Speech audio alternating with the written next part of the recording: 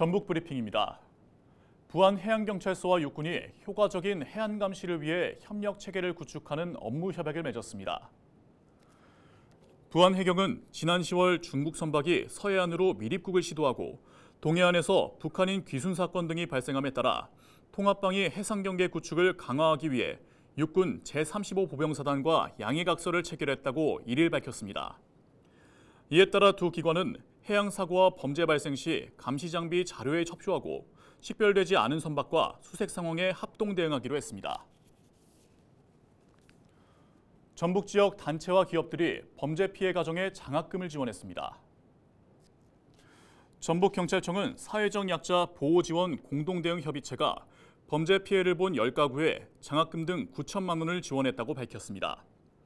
협의체는 지난 2013년부터 가정과 학교폭력, 학대 등의 범죄로 어려움을 겪는 가정에 경제적 도움을 주고 있습니다. 올해까지 모두 201가구에 7억 4천만 원 상당의 주거 의료비와 장학금을 지원했습니다. 세계유산을 보유한 25개 지자체 단체장의 협의회의가 고창에서 열렸습니다. 고창군은 지난 29일 제27차 한국세계유산도시협의회 정기회의를 상하농원에서 열고 고창군만의 유산활용법을 소개했다고 밝혔습니다. 또한 올해 유네스코 세계유산에 등록된 가야고본군 등재도시의 정식 가입 승인 등을 진행했다고 전했습니다. 대한민국의 모든 세계유산도시가 고창에 모여 정기회의를 열게 되어서 큰 자부심을 느낍니다. 앞으로 세계유산도시들이 연계하여 관광 활성화 등 현안에 대해 긴밀하게 협력해 나가겠습니다. 최근 중국에서 호흡기 질환이 유행한다는 소식 들어보셨죠? 이 중에는 코로나19처럼 폐렴을 일으키는 바이러스도 있어 전 세계가 신경을 곤두세우고 있습니다. 이 중 전 세계가 가장 주목하고 있는 바이러스가 바로 미코플라즈마인데요. 원래 겨울철에 몇 년 주기로 유행하던 바이러스가 올해는 여름부터 유행했습니다. 이 바이러스는 주로 면역력이 약한 어린이 위주로 감염되고 증상은 발열과 두통, 기침 등 감기랑 매우 흡사합니다. 통상적으로 약물 치료가 가능하지만 일부는 폐렴으로까지 이어지며 심지어 사망에 이를 수도 있습니다.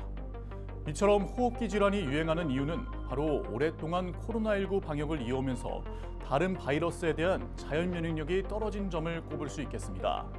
아무래도 몇 년 동안 한 가지 바이러스를 대상으로 집중 방역을 하다 보니 사각지대가 생겼다고 볼 수 있겠죠. 여기에 더해 코로나19 방역과 개인 위생 수칙이 느슨해졌고 설상가상 호흡기 질환이 유행하는 겨울이 다가온 겁니다. 하지만 다행히 현재 호흡기 질환은 새로 생겨난 게 아닌 기존 질환이 유행하는 현상이기 때문에 아직까지는 사스나 코로나 같은 팬데믹으로 이어질 위험은 거의 없다고 합니다. 하지만 방심은 금물입니다. 이럴 때일수록 개인 위생 수칙을 잘 지키는 게 무엇보다 중요한데요. 손 잘 씻기, 마스크 쓰기, 그리고 환기하기 등 우리 모두가 작은 것부터 하나하나 실천해서 우리 몸에 바이러스가 들어올 틈을 완전히 차단해야겠습니다.